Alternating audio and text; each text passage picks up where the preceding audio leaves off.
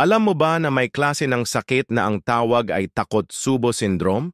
Ang Takotsubo cardiomyopathy o Takotsubo syndrome, TTS, na kilala rin bilang stress cardiomyopathy ay isang uri ng non-ischemic cardiomyopathy kung saan mayroong biglaang pansamantalang paghina ng muscular na bahagi ng puso.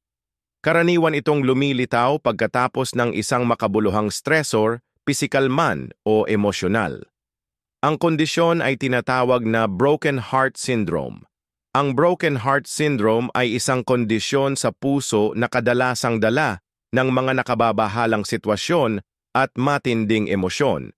Ang kondisyon ay maaari ding matrigger ng isang malubhang pisikal na karamdaman o operasyon. Ang broken heart syndrome ay kadalasang pansamantala. Ngunit ang ilang mga tao ay maaaring patuloy na masama ang pakiramdam pagkatapos gumaling ang puso.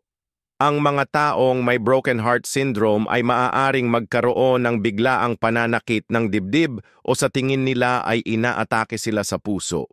Ang broken heart syndrome ay nakakaapekto lamang sa bahagi ng puso. Ito ay panandaliang nakakagambala sa paraan ng pagbomba ng dugo ng puso. Ang natitirang bahagi ng puso ay patuloy na gumagana gaya ng dati. Kung minsan ang puso ay nagko-contract ng mas malakas. Ang mga sintomas ng broken heart syndrome ay maaaring gayahin ang mga sintomas ng atake sa puso. Maaaring kabilang sa mga sintomas ang pananakit ng dibdib, kinakapos na paghinga. Anumang patuloy na pananakit ng dibdib ay maaaring dahil sa atake sa puso.